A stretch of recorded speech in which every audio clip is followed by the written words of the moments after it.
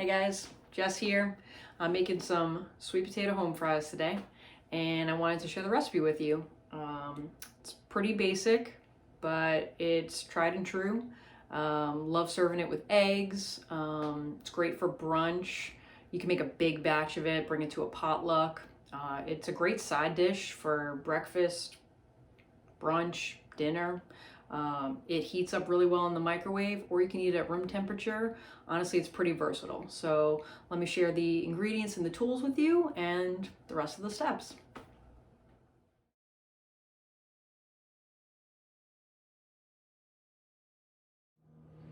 All right guys, so here are the ingredients and the tools you'll need for this. Sweet potatoes, or any other potato. Honestly, it's up to you.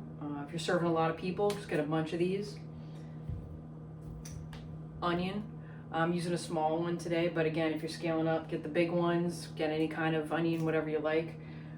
These are the two main ingredients for sure. And then what I like to add to this is bell pepper. I like the red bell pepper for the flavor and the color that it provides. Use whatever peppers you like, or omit if you don't like them. And then I'm adding a poblano pepper for a little bit of heat. Again, if you like a little bit of heat, add this. You could add jalapenos, whatever you have on hand. The basics though are the potatoes and the onions for sure. In terms of other ingredients, I roast everything with olive oil, so I'm using olive oil. The only seasonings I use are salt and pepper, so I'm just using those. Tools, you need some kind of baking dish or oven safe dish. I really like jelly roll pans because you can lay out everything in an even layer and everything roasts really nicely. So I'm going to use a jelly roll pan. This is my smaller one, but if I was doing a big batch, I might have multiples of those going. Sharp knife for cutting, cutting board, and the spatula just to flip the veggies. And that's about it. Next step is we're going to preheat the oven, 425, and I'm going to wash everything up. I tend to use a vegetable brush like this for cleaning potatoes, so recommend that. And we'll see you guys in a few minutes.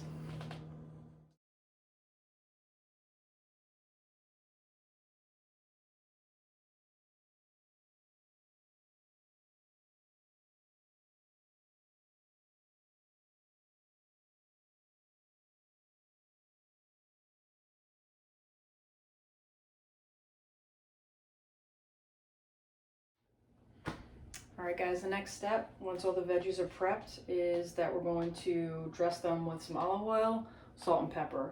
For this step, I wash my hands and I mix everything up and kind of massage it all together. If you have any kind of sensitivities to any hot oils from the pepper, maybe wear gloves or just use some like utensils like salad tossing. But I'm going to use my hands for this part. I eyeball everything, so I just kind of do a little bit of this. Another thing I do is I break up the onion bits so that the layers are kind of separated from each other. So that way they kind of roast more evenly. And then just give it a good mix with your hands. Try to incorporate everything together so that way while it's roasting, all the flavors are kind of coming together. And then one of the important steps is to make sure that you're putting it in one layer versus having it all piled up. So if you've got a lot of this, you're making a big batch of it, I advise breaking it up into different trays, spreading it out. That way things are going to really roast and get that kind of like caramelized nice color to them. So yeah, that's the next step. And now we're gonna go in the oven. I'm gonna put it in for about 15 minutes. I think one of the important steps is after 15 minutes or so, checking it, flipping it, putting it in for another 15, checking it and flipping it. If you just let it go for 45 minutes, you're gonna have one side be really brown and one side not. And I like things to be nicely kind of evenly coated and all. So, all right, 15 minutes, this guy's going into the oven.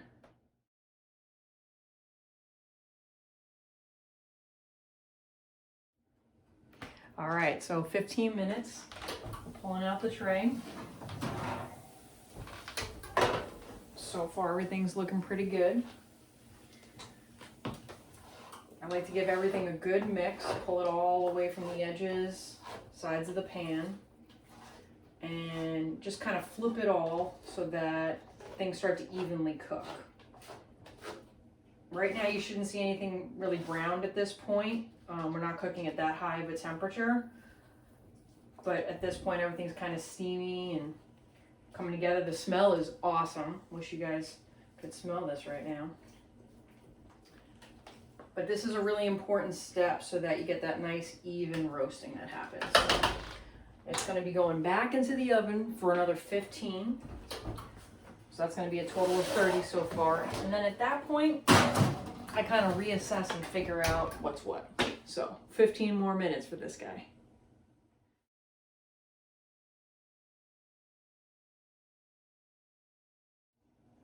All right, another 15 minutes have gone by. I'm gonna check them out. It's really smelling nice in here right now.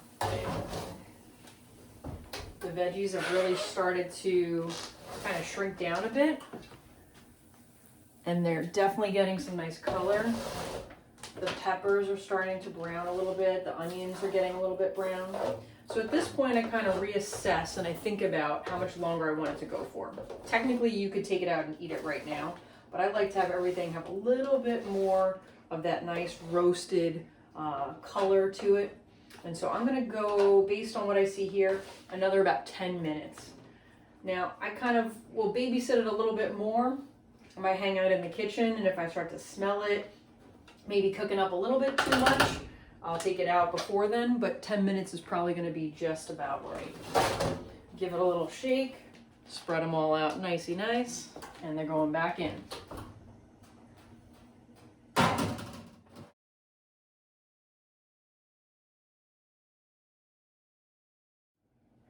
All right, folks, last 10 minutes of the roasting, and these guys are ready to go. You can see that they've really browned up nicely. The last step is I just kind of move them off the pan so they don't get stuck. You can serve these immediately, so it's great when it's hot. Or if you want to let it cool in the pan, again, just pull everything off of the edges, kind of move it around, let it cool down. If you want to store it in the refrigerator for a couple of days, it keeps really nicely. Reheats really nicely in the microwave or in a skillet. And I really hope you enjoyed this meal. Thanks for watching. Take care. Have a great rest of your day.